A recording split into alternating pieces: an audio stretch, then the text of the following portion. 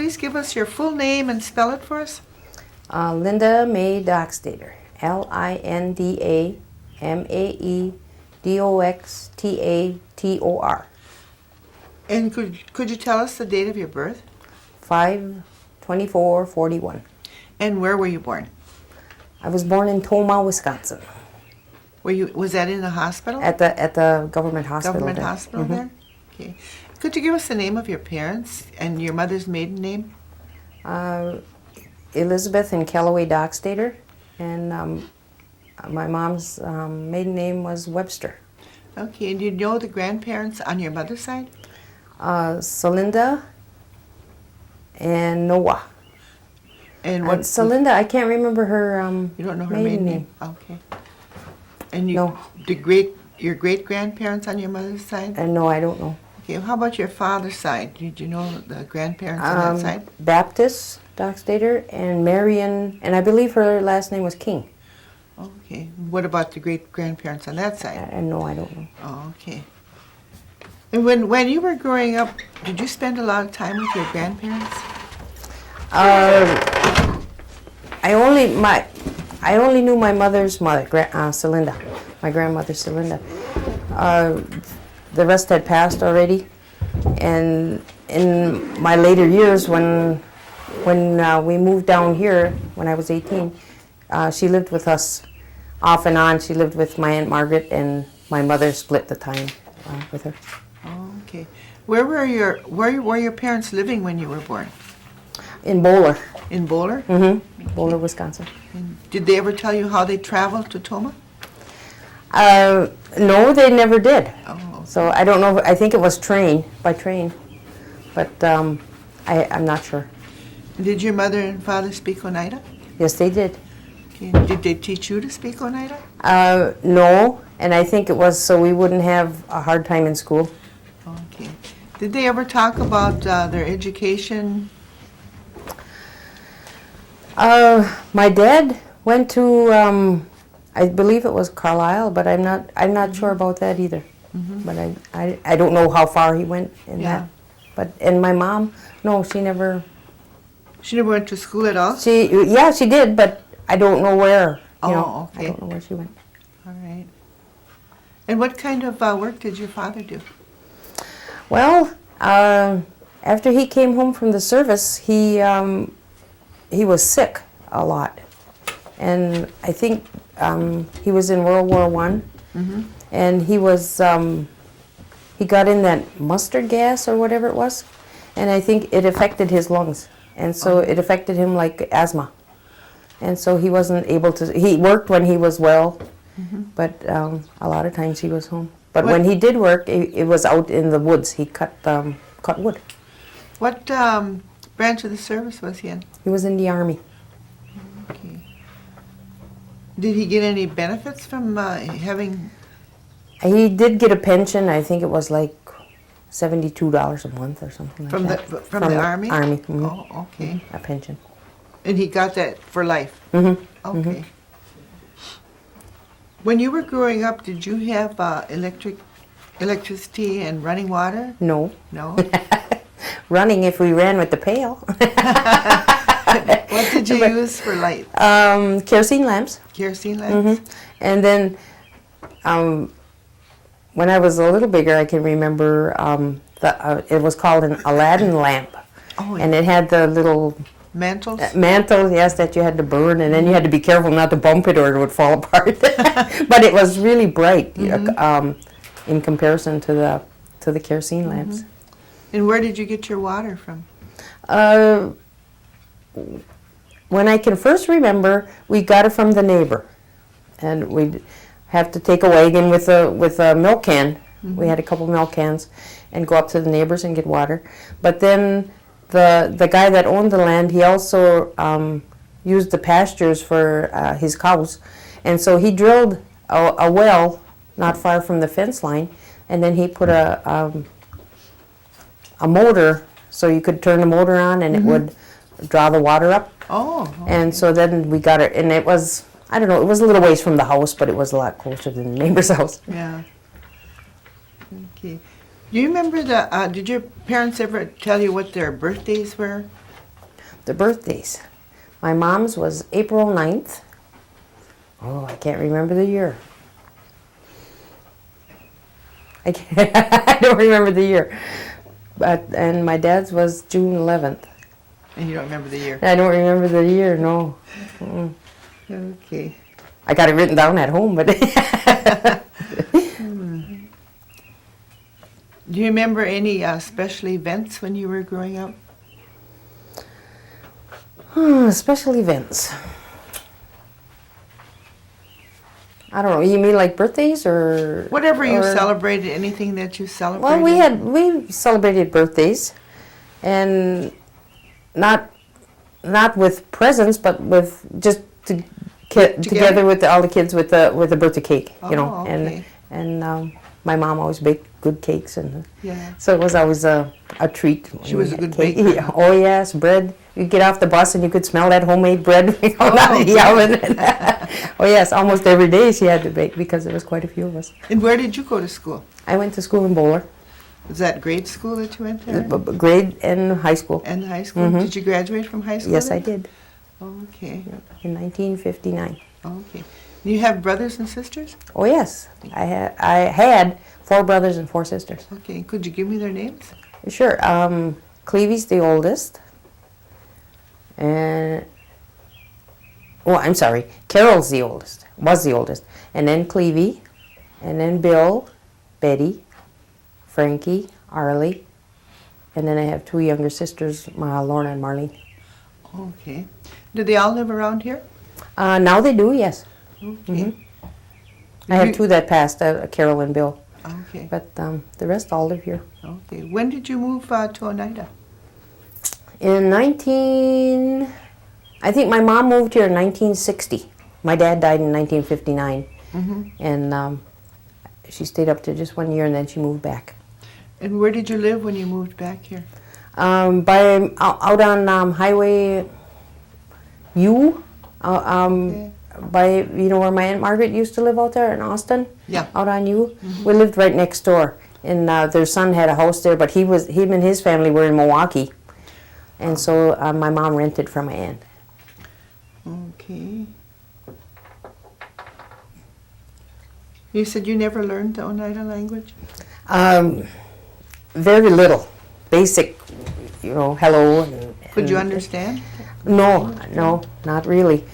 The only when my mom and dad were going to go somewhere and they didn't want the kids to start asking to go, they'd start speaking the language, and then we'd run out and I'll get in the car, and they'd come outside, they'd be ready to go, and we'd all be sitting in the car because we knew they were going away somewhere when they start speaking the language. But that was the only, You're ready to go, huh? You're right. And I know one thing that I heard them argue, but we never knew what they were saying because they argued in the language. Oh. So okay. it wasn't, you could tell by the tone of their voices that Yeah. they were having a little spat, but Yeah. That was it, Okay, then you grew up and you graduated at Bowler, and what did you do after that? I joined what did they call it? There was a program that sent the Indian kids to different cities. I can't remember what they called it. Corey, do you remember what they called it? Because some went to California and some Like relocation. relocation, Oh, relocation. that relocation thing, yeah. And I went out to Cleveland, Ohio, but I only stayed out there a couple of years. I didn't like the city at all. Then you came back to And then I Oneida? came back, and I came back to Oneida then. And then what did you do? And then I worked at the Larson's Uh-huh. and any kind of job like that. I didn't actually go into any kind of professional job or nothing like that. It was a pickle factory or my mom started house cleaning in town in De Pere, and then I'd go and help her. But otherwise, it was nothing really until I think I was 26. I got a job at the feed mill in Green Bay where we used to package bird feed. Oh, okay. And I worked there, I think, 7 or 8 years. Oh, okay. But it was a good job because we worked in the winter and we were laid off in the summer. Oh, okay. And we'd get unemployment, and so it was a nice job. We had work days like the kids went to school. We'd start in August and we'd end in May or June, you know. Oh, And okay. yeah, and then be laid off for the summer, which was nice. Oh, okay. And then what do you do now? Well, I'm retired right now, but I did go to, I retired from a small paper converting place on South Broadway in Green Bay. Oh, how long And did you work there? 26 years, 26 and a half years. Uh-huh. And you were never married? No children. So you have a lot of nieces and nephews? Oh, yes, a lot of them. I don't get lonesome for kids, that's for sure. Did your mother ever talk about herbs or anything? Did she use herbs for medicine? You know, when we were small, I can remember there was this guy in Tigerton, his name was Jake Smith, Oh, okay. and he was like an Indian doctor. Traveling doctor. Right. And my dad even used to gather stuff for him in the woods, like this golden root and different things, you know, that my dad knew. And he'd take them to him, you know. But I can remember that they did. I remember Betty telling me that when she had the whooping cough, she got some kind of they got some kind of medicine for her from him that helped right away, you know. Oh, and I don't know. I can't remember what that was either, but Yeah. but he had some different stuff, I know, and none of it tasted good, I know.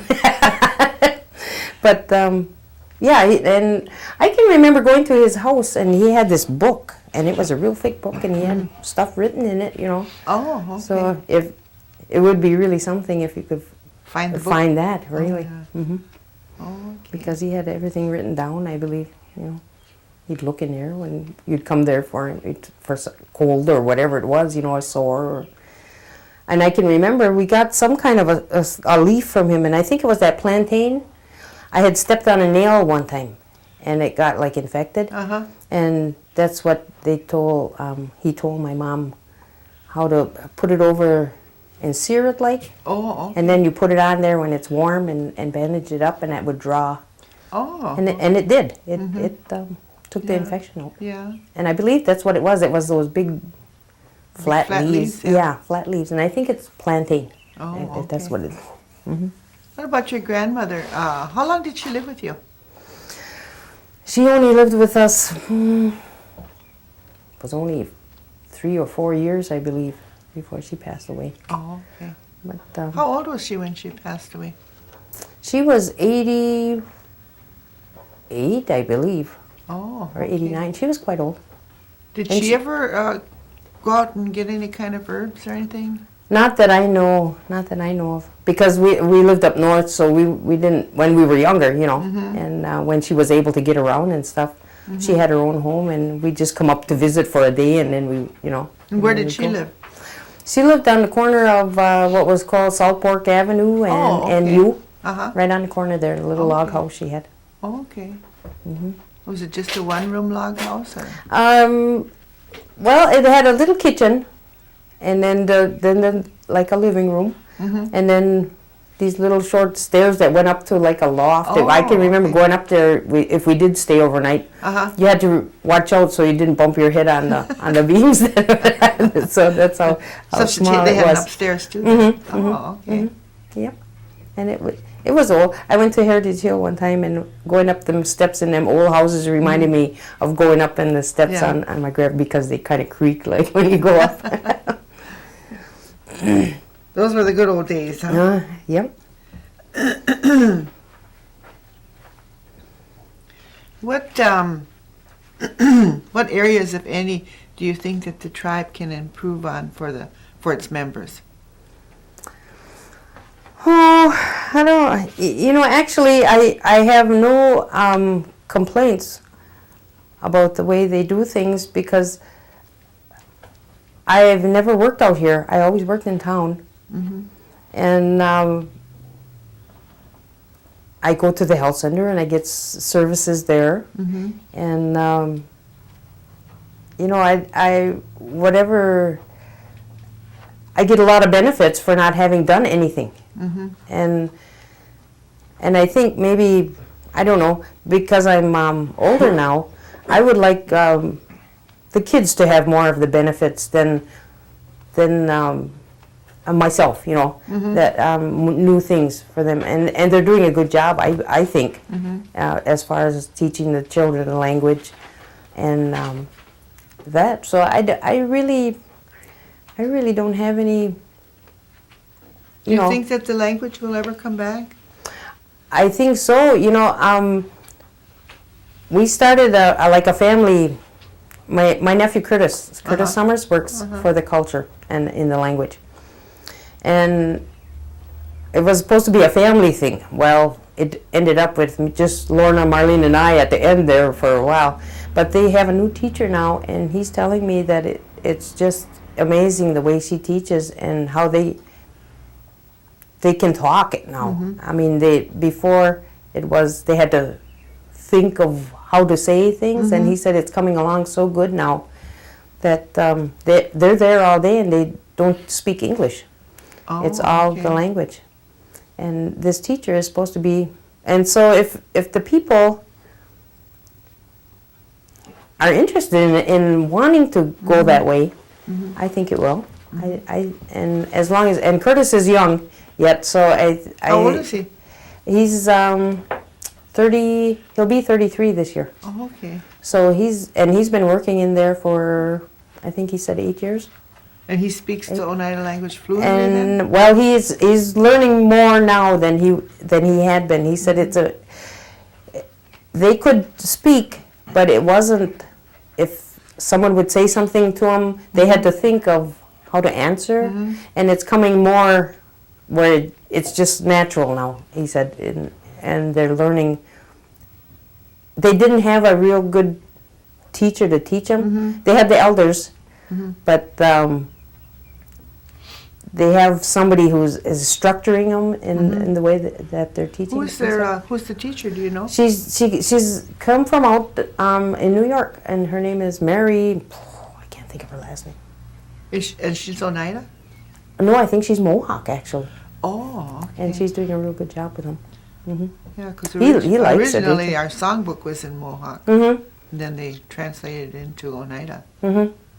Yeah, and it seems like the program, he's really fired up about it, and so I think, you know. From your little group that you had, were you speaking Oneida in your group? Well, he was teaching us how to introduce ourselves. Oh, okay. And who our parents were and who our grandparents were. Oh, okay. And that's as far as we got. And then she came and she didn't want them to teach anymore until they got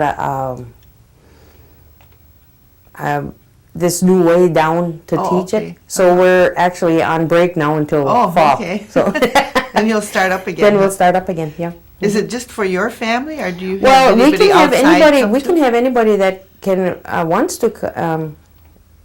Are you join going us. to advertise it that you're doing it?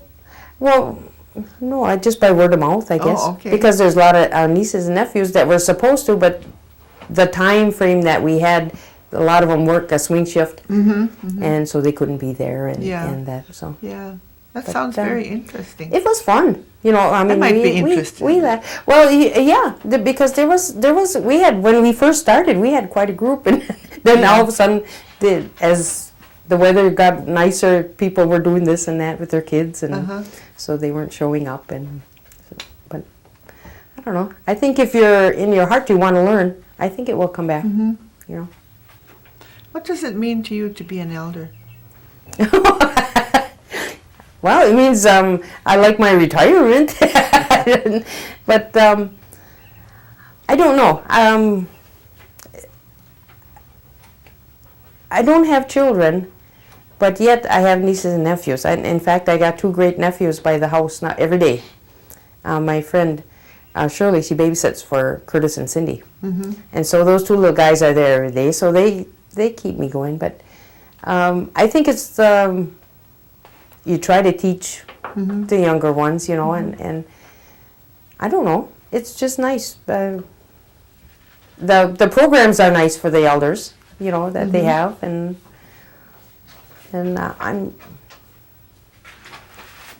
to me, I don't know. It's just elder to me is somebody who is retired and has the freedom to do what they want, you know. And okay. Good that's definition. That's you know, and in this age, and Yeah. so I don't know. What effect do you think that the gaming has had on the community? I think it's for funding all the programs. I think it's great. I mean, years ago, I can remember years ago when we first moved up here that you didn't have anything. You know, the elders didn't do. I mean, the church, the elders gathered at the churches, I should say, but to actually have programs where they did this and travel, as you know, to different places and do things. And for the programs for the children to be able to have the school and everything, I think it's great, you know. And I think it had a positive, Okay. you know, and it's a positive attitude for the way things are going. Yeah. Did you and your parents ever talk about the New York claim?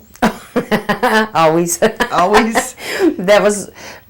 They always said, when we get our New York claim, we'll do this and we'll do that, you know. And from the time I was small, I can remember them talking about it, you know. And I can remember actually getting a check one time. I think it was $5 and something from I don't know what it was, interest or whatever. But we already lived up here then, so it must have been in the '60s sometime. You don't know what that check was for? I think it was from the New York claim, but I think it was just like an interest payment to the people or something. Everybody got this. I know we used to get, was it 42 cents? 52 cents. 52 cents. I know it was something like that, but 72 cents or something. But I can remember that check would come to the house, you know, with everybody's Was that name the on last it. payment you got then, with the $5? I believe so. I Okay. believe so. It was $5 something, I can't remember, and that was in the 60s.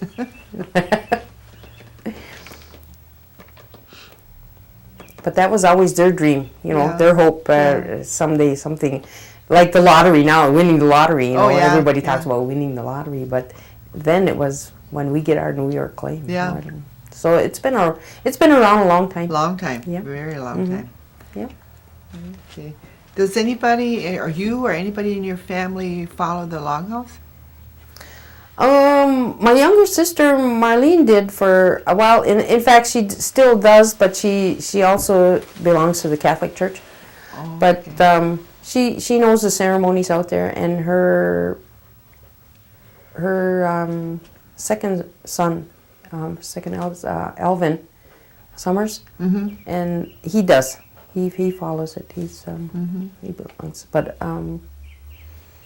I don't know about Clevy's family. Might the girls, but I don't know for sure. Do you go to any of the ceremonies that they have at the Longhouse? I never have. No. I would like to. It's just that when I was working, I never did. And- Yeah.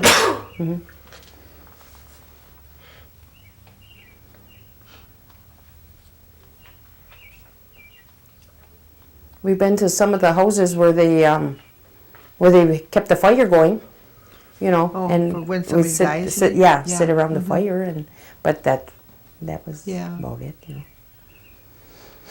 That's kind of like a tradition, isn't it? Yeah.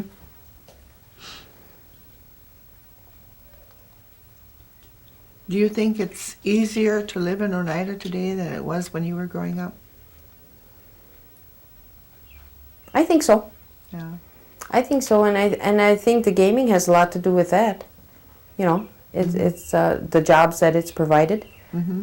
I think it's a lot easier. I know when I was growing up, we didn't live on a reservation in Bowler. We lived off the reservation, and we knew a lot of the Stockbridge people.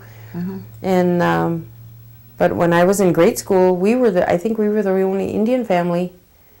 Well, maybe Ike and Verley Stevens' family, I think, were there too, because he worked in the woods also, cutting wood. And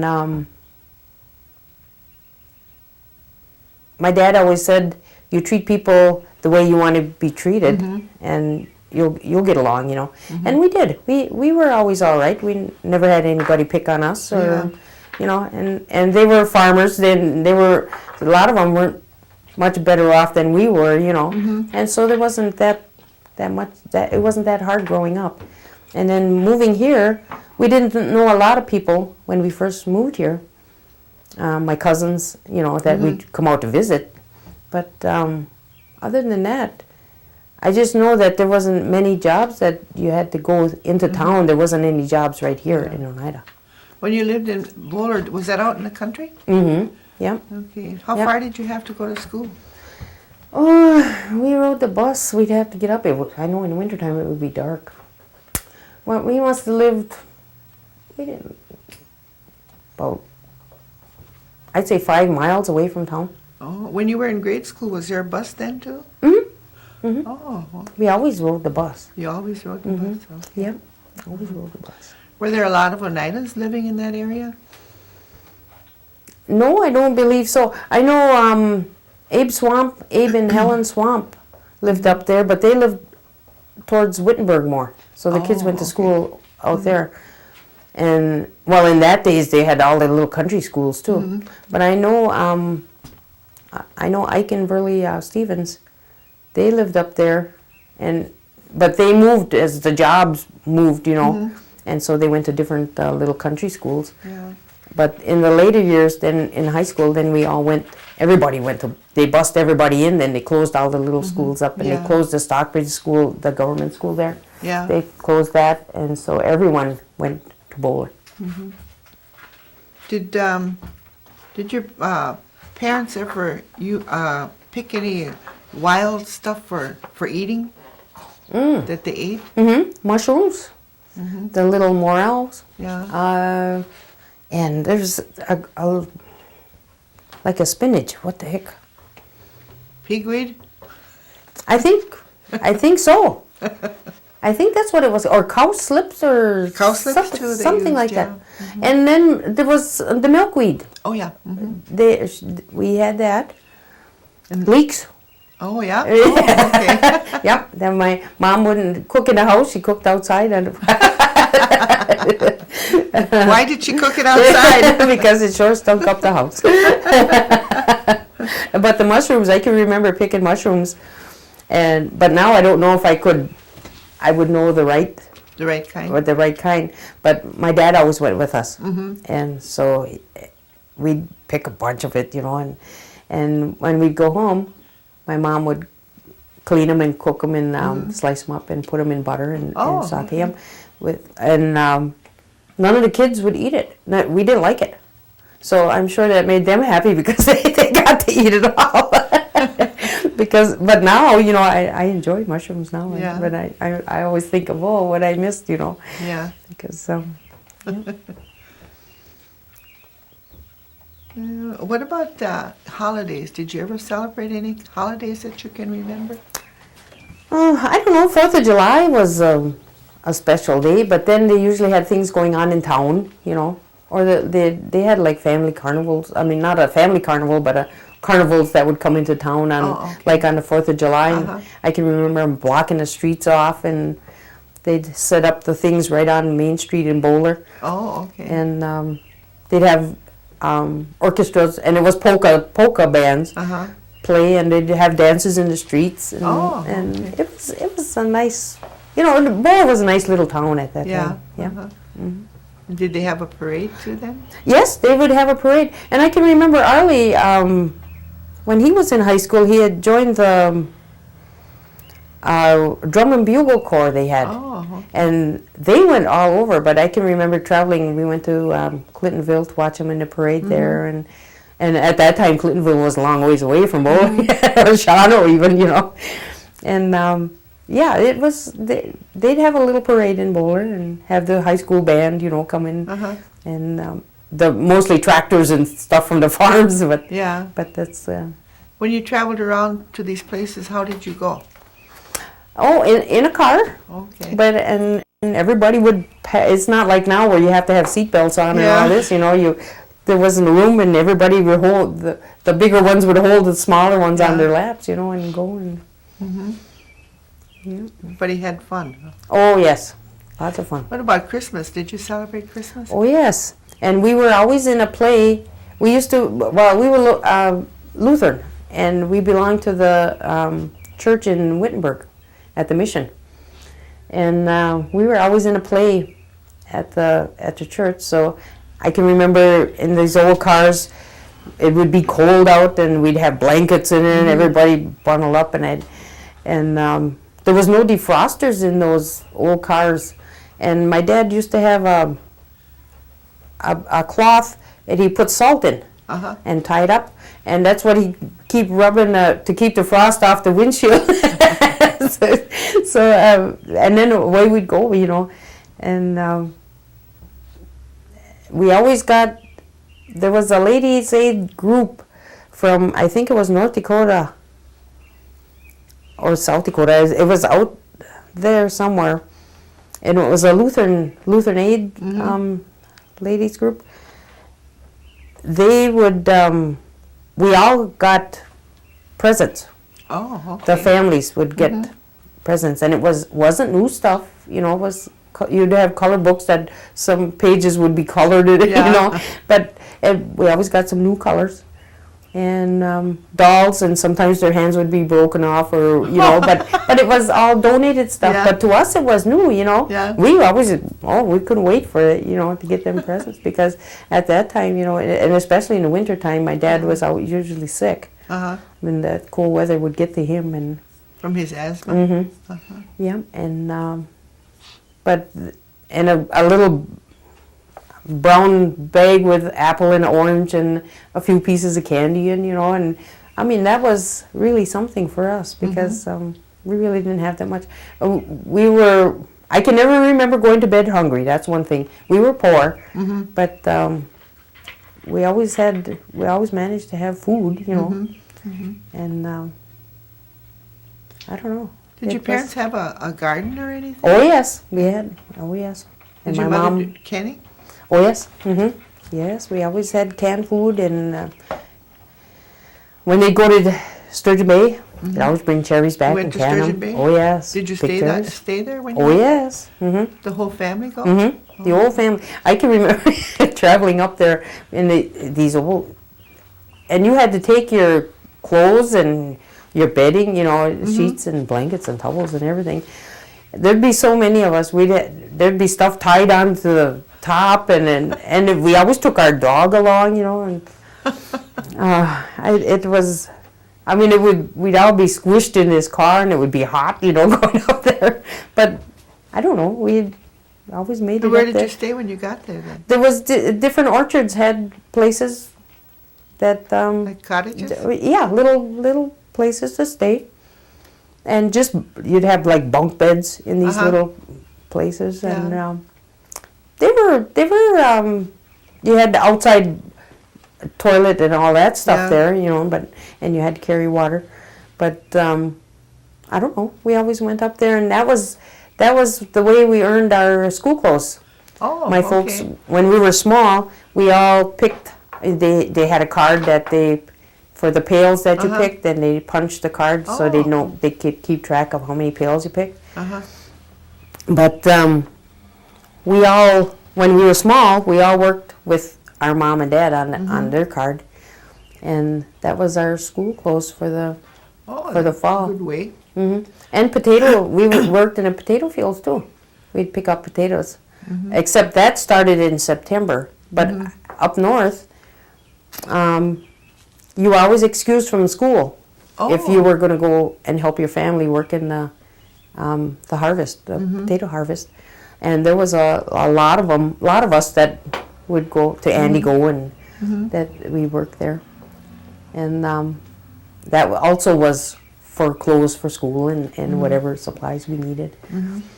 So the picking beans and all that kind of stuff in the summertime, that was all extra money that we earned. And that was always as a family? As a family. Yep. Okay. The only thing we didn't go with Mom and Dad was apples when they'd come up to Sturgeon Bay to pick apples, and my older sister Betty and Carol, they'd stay with us while we went to school, and my mom and dad and my older brothers would go and pick apples. Oh. Because okay. and so that was another way of supplementing the income.